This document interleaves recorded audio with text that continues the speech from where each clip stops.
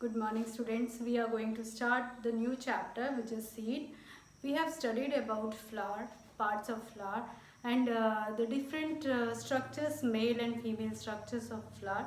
After that we have also studied about pollination and fertilization in flower. Whether it is self-pollination or cross-pollination, it leads to the formation of fruit. So today we'll discuss about the fruit formation or the seed formation. Fruit, which part of the female makes the fruit, or which part of the female makes the seed of the seed. So this in this chapter we'll discuss about seeds, fruits, types of seeds. Today's topics are fruit, seed and grain. uh, what is the difference between fruit and grain, then various sizes of fruit, of seeds. After that, types of seeds. Then next topic is structure of dicot and monocot seed, structure of internal structure, anatomy. We'll study the detailed internal structure of the monocot and dicot seeds in today's topic. So let's start with the first portion, which is fruit. Before this, let me remind you about the structure of female. Female in case of plant. Structure of female in case of plants is like this. This is the stigma, style and ovary. Inside the ovary, ovules are present.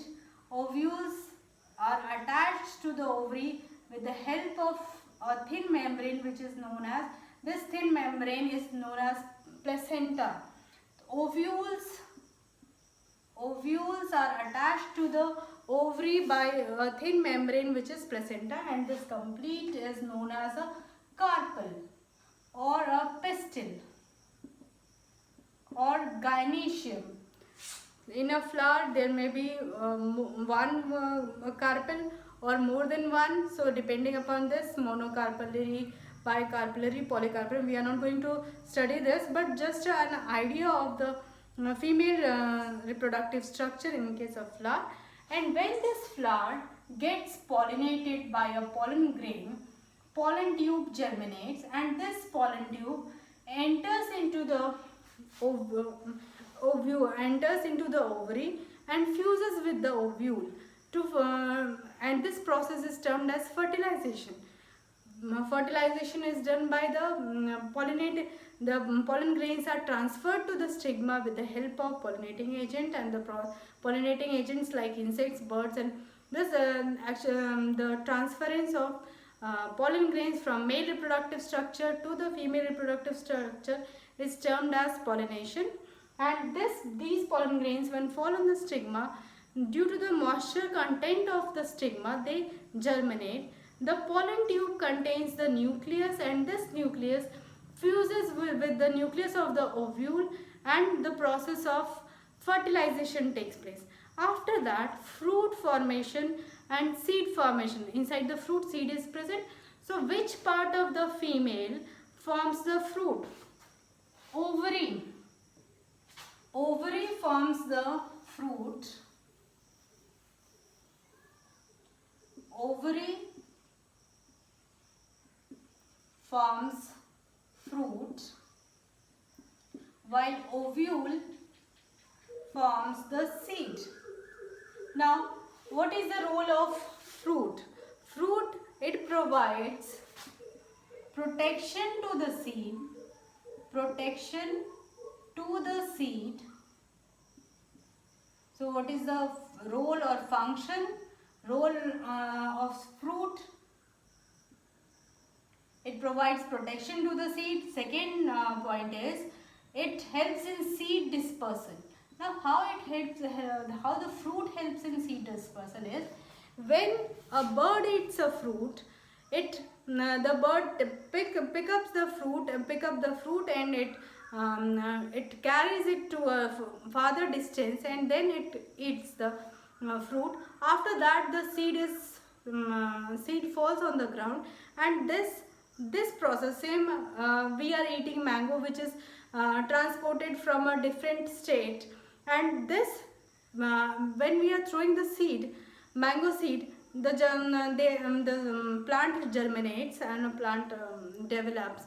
So this is a kind of method which by which fruits help in the seed dispersal. We are throwing seeds and these seeds germinate in at a different place from the place where they have the fruit have originated. So this two role of the seed is of the fruit is providing protection to the seed as well as helping in the seed dispersal. Then next is ovule. Ovule forms the seed. Ovule forms the seed. What is the role played by ovule in this seed is seed carries embryo, inside the seed embryo is there, and it provides protection to the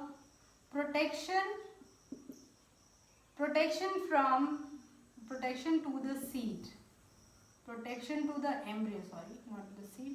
The seed provides the protection to the embryo. Protection from what? Protection from the outer atmosphere, protection from the bacteria, protection from the insects, or all these factors, mechanical injury. So protection from mechanical injuries,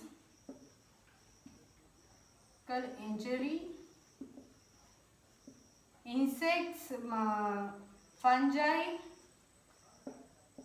bacteria and insects. So all these things, the role of ovule is protection. Next to this is grain. Now how grain, in case of maize or in case of cereals like wheat, rice, maize, we are using the term grains. How the grain is different from this seed and fruit? The basic factor is, in case of grain, the seed coat and the fruit wall are fused. Fused means they are together. They are mixed to form one layer. So they are fused together to form a single protective layer. Now this is about grain. Examples of grain is wheat and maize. Examples of the structures that we have for the fruit: mango, pea pod, all are fruits. Seeds, for the seeds we can take the seeds like mustard, poppy seeds. These are the examples of fruit and seeds. This is fruit, this is for seed, this is for grain. Now next point is seeds vary in size. Seeds vary in size. That the sizes of the seeds may be very small to very large. So the seeds may be of different sizes depending upon their mode of dispersal or the fruit content or the endosperm content. So next topic is types of seeds. Types of seed.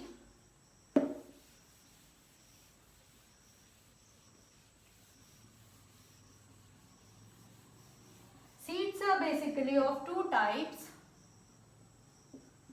Types of seeds. Seeds are of two types: albuminous and ex-albuminous.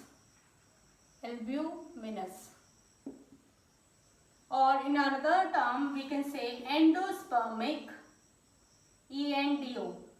endospermic, or non-endospermic. Now what is the basic difference between these two is, In this, the cotyledons are thin and protective. Thin, protective and membranous.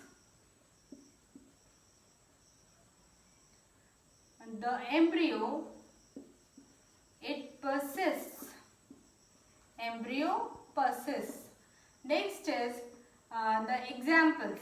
Example for this is for two types, monocot and dicot. Monocot and dicot I have not explained. Monocot, if the in case of grains, they contain the single cotyledon, like wheat, rice, maize, they are single cotyledonous. Cotyledon, this is termed as cotyledon. If you have seen a pea, this one chickpea, it is, these two are the cotyledons of the chickpea. So when it is having two cotyledons, it is termed as dicot.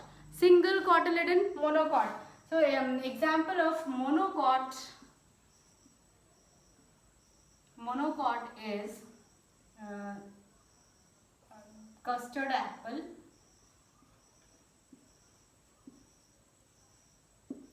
poppy and millets, or palm. In your book it is given palm and millets. Next is dicot. For the dicot it is poppy. In case of albuminous or endospermic. Next is non-endospermic. In non-endospermic, the difference is the cotyledons. Cotyledons are, I am continuing with this heading only. Cotyledons are thick, fleshy and store food.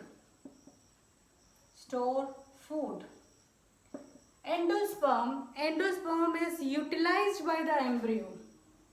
Utilized by the embryo. So here then the examples I am writing here. Example of monocot. It is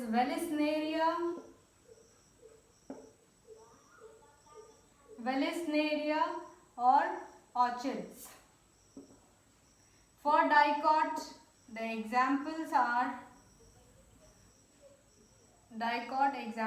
are gram. Only one example I am writing here, gram seeds. Now albuminous and ex-albuminous, you have to write for this chapter.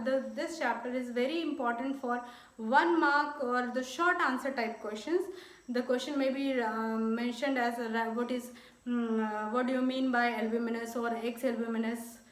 They are not going to ask you write the note on types of seeds. Either albuminous seed, what are albuminous seed, give examples of albuminous, or example of non-albuminous.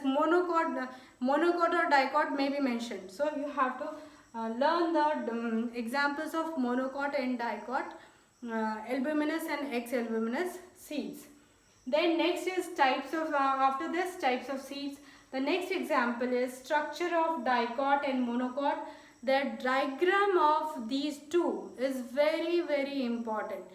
From these two, any one diagram is must in the question, for the examination.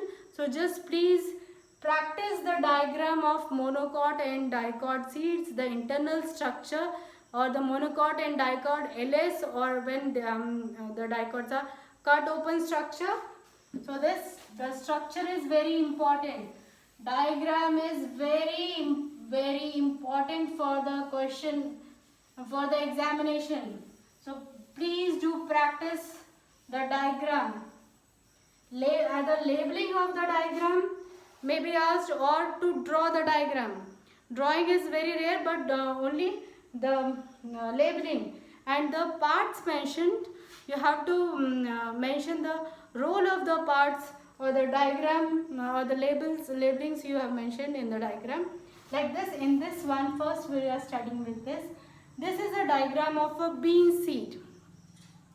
Bean seed, The outer covering of the bean seed is termed as testa. Testa. A small minute opening is present which is termed as micropyle.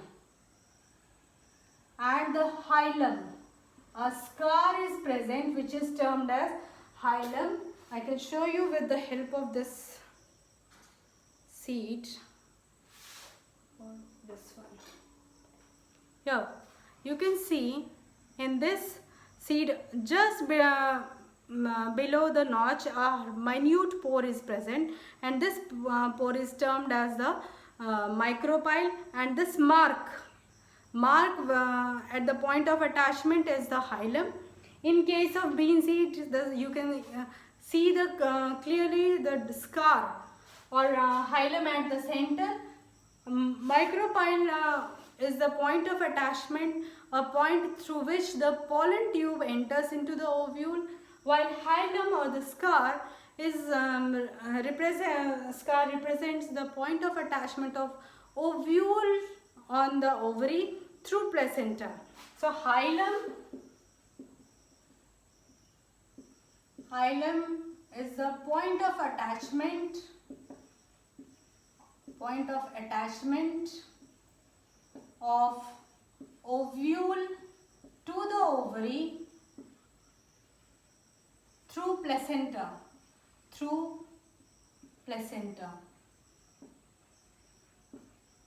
Now, and micropyle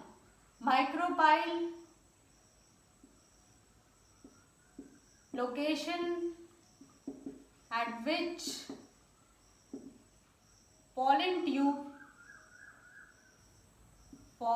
tube enters the ovule. This one. Now the next diagram, and testa is a thick covering on the seeds, thick protective covering. In this, the outermost layer is the testa. These two layers represent the outermost. This is the testa. Next to the testa is a thin layer, not this dotted structure. The next to this is a thin layer just below the testa. This thin layer is termed as tegmen. In this is the plumule, which is the future shoot or the palm part which is above the ground, which develops leaves and stems. So future shoot. This part is radicle, which is future root. Now this portion, the portion just next to plumule is termed as epicotyle,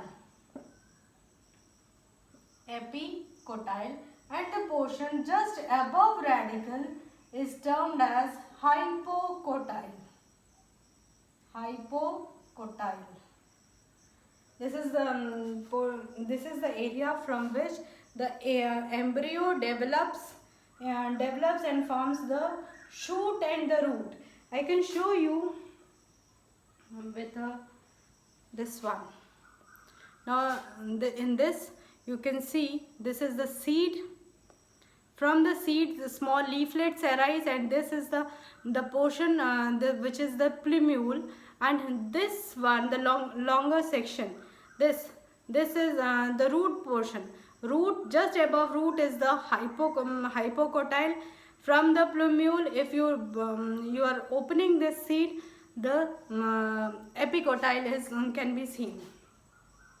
Or various plantlets I am having. I can show you with this one. Here roots are also visible. Roots, then the roots, then the hypocotyle, then this cotyledon. Here the plumule, and the point, the small stem with which it is attached to the cotyledon is the epicotyle. This is the structure of dicot seed. In the next one, this is the structure of a monocot seed. In the monocot seed, this is the fused pericarp. Fused pericarp, as I have already mentioned, that the seed coat and fruit wall, they fuse together. So this is fused pericarp. Next to this is the aleuron layer, the block structure or cubical part, aleuron layer. This the portion, this lining, the cubical cells which is separating these two zones, this is the epithelial cells or epithelium. Next, this leaf-like structure is scutellum. Now, what is scutellum? In dicots, we are mentioning it as cotyledons. Now, two cotyledon, but in grains, since it is a single one, the single cotyledon, the term given to it is scutellum. S-C-U-T-E-L-L-U-M. Then here, this is the plumule, which is protected by coleoptile. Plumule is protected by coleoptile, and this is radicle, which is protected by coleorhiza. So for the terms coleoptile and coleorhiza, coleoptile is the protective sheath around the plumule, coleorhiza is the protective sheath around the radicle. So this is all about the structure of dicot and monocot seed. Practice well the diagram as well as the labeling of these two diagrams. That's all for today, and in the next turn we'll study about the various experiments to show that how the process of germination takes place. Thank you.